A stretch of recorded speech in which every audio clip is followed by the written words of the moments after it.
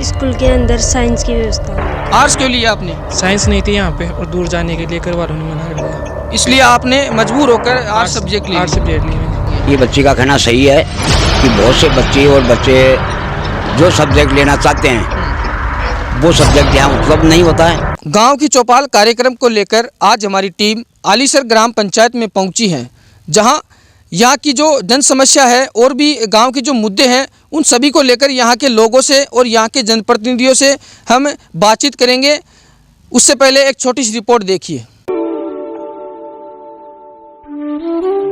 गांव की चौपाल कार्यक्रम को लेकर आज हमारी टीम आलीसर गांव में पहुंची है, जहां लाखों श्रद्धालुओं के आस्था का केंद्र भूधरदास जी महाराज के आश्रम में भी हमारी टीम पहुंची।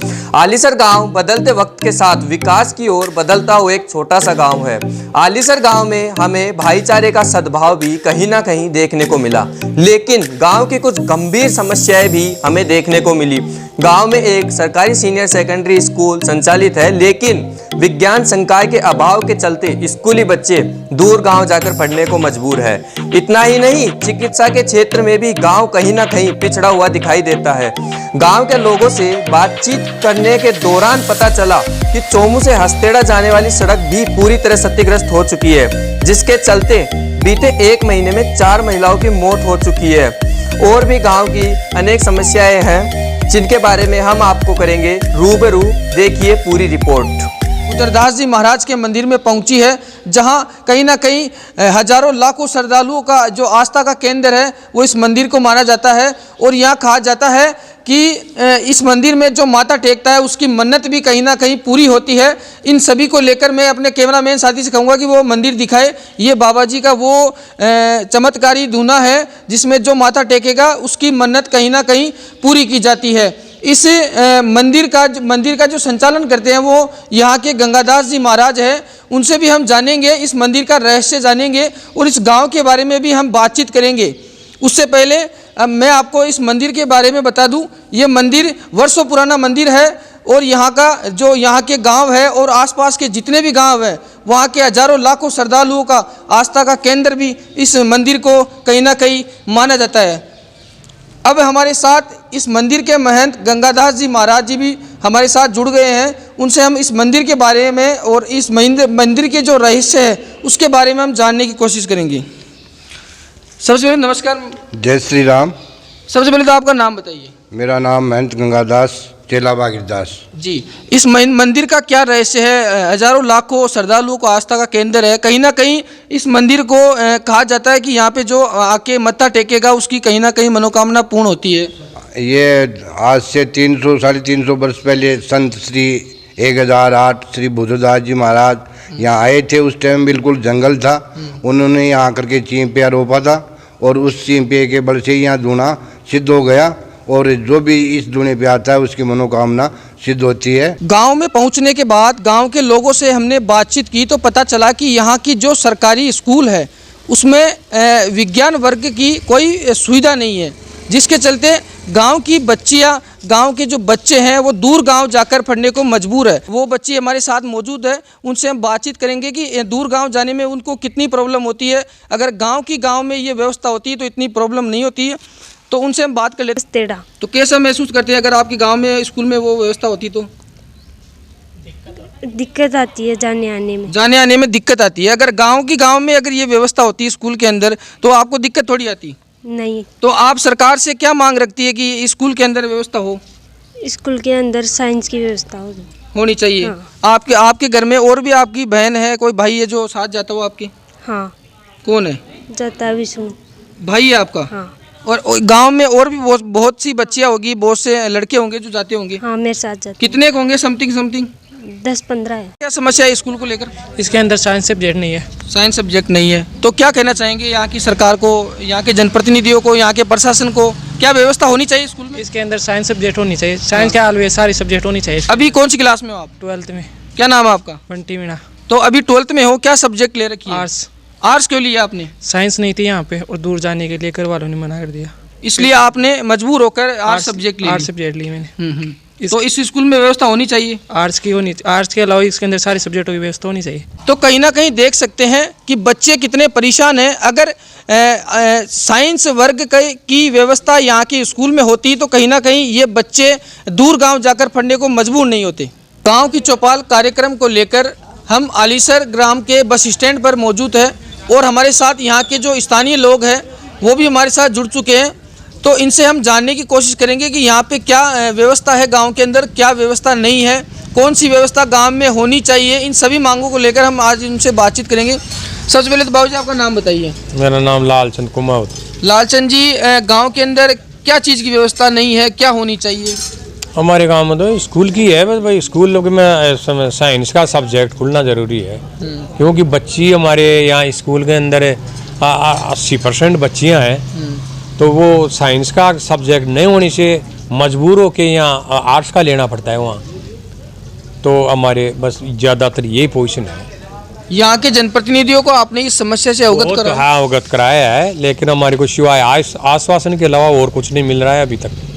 कहीं ना कहीं बच्चियों के ऊपर राजस्थान में अपराध बढ़ रहे हैं, तो कहीं ना कहीं परिजनों के भी मन में डर सताता है, बाहर भेजते हैं दूसरे गांव में बच्चियों को पढ़ने के लिए। वही तो बात है भाई, अब दूर बच्चियों को भेजना भी नहीं चाहते ना भाई। यहाँ से अगर बाहर साइंस का सीनियर सेकेंडरी है यहाँ, बिल्कुल, तो अगर बच्चियों को अगर सीनियर तक पढ़ना है तो अगर साइंस यहीं अगर हो तो वो पास कर लें, लेकिन अब दूसरे दूर दराज भेजने में तो थोड़ा संकोच तो होता ही है, क्योंकि देखते हैं ना लोगों का भाई बच्चियों के साथ में या आम जनता के साथ में क्या क्या हो रहा है। बिल्कुल बिल्कुल, देखिए ये व्यवस्था तो होनी चाहिए, ज़रूरी है, क्योंकि कहीं ना कहीं बच्चियों के ऊपर अपराध भी बढ़ रहे हैं, उनको रोकथाम के लिए भी सरकार बहुत कदम उठा रही है।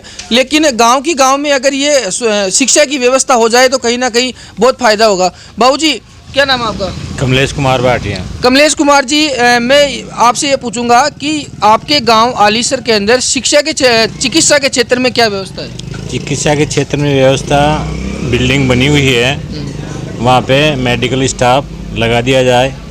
आलीसर गांव पंचायत के वार्ड नंबर 4 से जो यहाँ के वार्ड पंच है श्यामलाल जी, वो भी हमारे साथ जुड़ चुके हैं। उनसे हम बातचीत करेंगे कि इनके वार्ड के अंदर क्या समस्या है और क्या विकास हुआ है अभी तक। बताइए जी। आधा साइड तो रोड फूट रही है, रोज एक्सीडेंट हुए और वो रास्ता है अगर बच्चा चौमासा में आई कौन से खाटा पड़ रहा है, पानी पर रह यहाँ गोटा गोटा सुधो और बट ठेरते के बाद रोड को मंडी और रोड ने चार में सकड़ा में रूढ़ आ रही गिरी मेरे ठेरता नहीं जाबा की आबा जाबा की परेशानी हो रही है। रोड पे अतिक्रमण कर रखा है, कहने बिल्कुल रोड में अतिक्रमण कर मिले। तो पंचायत उन पर कोई कार्रवाई नहीं करती? पंचायत सरपंच ने खेत दिया 5-4 बार, ध्यान ही कौन दे सरपंच को, कोई क्यों नहीं देते ध्यान? अब तो कहीं मालूम, तो खेत दिया 2-3 बारी। तो आप लोग उसका विरोध करते हैं क्या? हाँ कराते, पर माँ की चलवा कौन देती सरपंच, मैं वार्ड पंच रहेगा। आपके आलीसर गांव में क्या समस्या है बड़ी वाली? समस्या तो पहली तो हमारी बच्चा हैं, वो स्कूल में जाती हैं, कोई सब्जेक्ट नहीं है, आगे कोई पढ़ाई नहीं है, तो वो बाहर जाती है, कालडेरा, चोमू या जयपुर, वहाँ दूर दूर तक पढ़ने के लिए जाती है। तो हमारे पास कोई गरीब आदमी के पास कोई पैसे है, कोई नहीं है, तो पढ़ाने के लिए हम वहाँ पैसे ध्यान जितना माँ कोई पेट कौन भरे तो बात नहीं कटा लिया। वहाँ गाँव की चौपाल को लेकर हम आलीसर ग्राम में पहुँचे हैं, जहाँ यहाँ के जो स्थानीय लोग हैं उनसे भी हमने बातचीत की। उन सभी बातों को लेकर, उन सभी सवालों को लेकर यहाँ के जो सरपंच हैं उनसे हम बातचीत करेंगे। सरपंच साहब नमस्कार। नमस्कार साहब, नमस्कार नमस्कार। सरपंच साहब, आपके गांव में एक तो सबसे बड़ी समस्या सरकारी स्कूल के अंदर जो साइंस का सब्जेक्ट है वो नहीं है, उस पर क्या कहेंगे आप? इस पे ये है कि हमारी स्कूल में जो है लोकेशन स्कूल की बिल्कुल 1 नंबर में है, और साइंस के सब्जेक्ट के लिए या साइंस के अलावा एग्रीकल्चर के लिए हमने अभी हमने आपके गांव के बच्चे और बच्चियों से बातचीत की है, तो उन्होंने बताया कि हम दूर दराज गांव में जाते हैं, और एक बच्चे ने तो ये तक कहा है कि मैं साइंस ले रहा था लेकिन मैं आर्ट्स लेना मुझे मजबूर हुआ क्योंकि मेरे घर वाले दूसरे गांव में नहीं भेज रहे। क्या कहेंगे? ये बच्ची का कहना सही है कि बहुत से बच्चे और बच्चे जो सब्जेक्ट लेना चाहते हैं वो सब्जेक्ट यहाँ उपलब्ध नहीं होता है, और उनको मजबूरी में कालाडेरा, गोविंदगढ़, चोमू या अदरवाइज और कहीं दूसरा स्टेशन पकड़ना पड़ता है, और वो परेशानी होकर के ही उनको मजबूरी में जाना पड़ता है। जबकि यदि राजस्थान सरकार इस स्कूल में साइंस का या क्या नाम है, मैं तो उसका कहना एग्रीकल्चर का दोनों में से एक सब्जेक्ट भी यहाँ निर्धारित कर दे गवर्नमेंट, तो मैं गवर्नमेंट का बहुत बहुत शुक्रिया करता हूँ। और आशा भी करता हूँ कि यदि सरकार के पहले भी अपील कर रखी है, शुरू से अपील करते आ रहे हैं, जनता की आवाज़ भी है। यहाँ के स्थानीय जो एमएलए हैं, कांग्रेस का हो या बीजेपी का हो, उनसे भी आम जन बार बार इस बात के लिए रिक्वेस्ट कर चुकी है और हमारी रिक्वेस्ट जारी है। हमको उम्मीद है कि बच्चों की जो मनोबल है उसको ऊपर उठाने के लिए यदि जो दो सब्जेक्ट दोनों खुल जाएँ तो और भी सोनार सुगंध है। क्यों कि इन बच्चों को बाहर किसी आउटडोर में नहीं जाना पड़ेगा, स्कूल का भी उत्थान हो जाएगा। यहाँ स्कूल में संपूर्ण जगह भी है और सारी सुविधा हैं। कहीं ना कहीं जैसे हम भी चोमू से आए हैं, तो चोमू से अस्तेड़ा जाने वाली रोड कहीं ना कहीं पूरी टूटी हुई है, जिसके चलते यहाँ पर अभी जब हम गांव वालों से बातचीत की तो उन्होंने बताया कि 20 रोज के अंदर 4 महिलाओं की भी मौत हो गई थी। उस पर क्या कहेंगे आप? ये रोड का जो मैटर है ये राजस्थान सरकार के अधीन आता है। ऊपर जो चोमू क्षेत्र के एमएलए हैं, पूर्व एमएलए, इनके मौजूदा एमएलए, जब भी वो यहाँ आते हैं तो इस ग्राम पंचायत की जनता उनसे बार बार इस बात का निवेदन करती है कि बहुत से जगह खड्डे पड़े हुए हैं और खड्डों की वजह से 2 व्हीलर हैं, उनके आए दिन एक्सीडेंट होते रहते हैं। किसी ने आपको बताया है तो सत्य बताया, गलत नहीं बताया, और फ्रैक्चर हो जाते हैं। पंचायत की तरफ से क्या व्यवस्था है हादसों को रोकने के लिए? पंचायत की तरफ से, पंचायत के पास तो इतनी जो स्टेट गवर्नमेंट की रोड है, इसमें रिपेयर करने के लिए कोई बजट का प्रावधान नहीं है। छोटी मोटी रोडें हैं जो गांव के अंदर पंचायत के जरिए बनाई जाती हैं, उनका ग्राम पंचायत यदि बजट हो तो ज़रूर करती है। अभी अभी आपने जो मंदिर के मैटर में बात की, उसमें मैं आपसे एक निवेदन करना चाहता हूँ और राजस्थान सरकार से भी ये निवेदन करना चाहता हूँ कि अभी ये मंदिर जो बना हुआ है, संपूर्ण मंदिर ग्राम पंचायत आबादी भूमि में है और ये आज से नहीं है, कम से कम 2-2.5 साल तो 300 साल पहले से बना हुआ है। पर जितनी भी जो संपत्ति है इसमें, जितनी भी ज़मीन है वो ग्राम पंचायत आबादी की है और आबादी होने के नाते ग्राम पंचायत सरपंच के अधीन आती है। परंतु कुछ हठधर्मी करके, कुछ लोगों ने अपने हठधर्मी करके और अपना स्वार्थ सिद्ध करने के लिए यहाँ 3 पेड़ पड़े हैं, तीनों पेड़ गदा में अड्डूके हैं और इनको ग्राम पंचायत सरपंच की बिगड़ इजाज़त कटा करके और इनको बेचान कर दिया गया। ग्राम पंचायत सरपंच को जो इस बात का पता पड़ा तो यहाँ के जो महाराज हैं, महंत हैं, श्री गंगादास महाराज, उनसे मैंने बात की तो उन्होंने मेरे को संतोष पर जवाब नहीं दे करके ये कहा कि मैंने कटवाए हैं और मेरे को कटाने का पूर्ण अधिकार है। जबकि मैंने उनको बहुत समझाने की कोशिश की, ये पंचायत की आबादी भूमि है महाराज, आप सरपंच ग्राम पंचायत से या 5 आदमी से बैठ करके मीटिंग बात करके ग्राम पंचायत सरपंच की राय लेके काट ले। तो कहीं ना कहीं देख सकते हैं कि किस तरीके से इस गांव के अंदर जो गंभीर समस्या बनी हुई है। तो कहीं ना कहीं इस खबर के माध्यम से उम्मीद की जाएगी राजस्थान की सरकार से, क्षेत्रीय विधायक से, कि कहीं ना कहीं इस गांव की ओर वो ध्यान देंगे और इन जो समस्या है उन पर संज्ञान लेंगे। मैं दिलीप शर्मा, कैमरामैन गौतम भारद्वाज के साथ, आलीसर, जयपुर।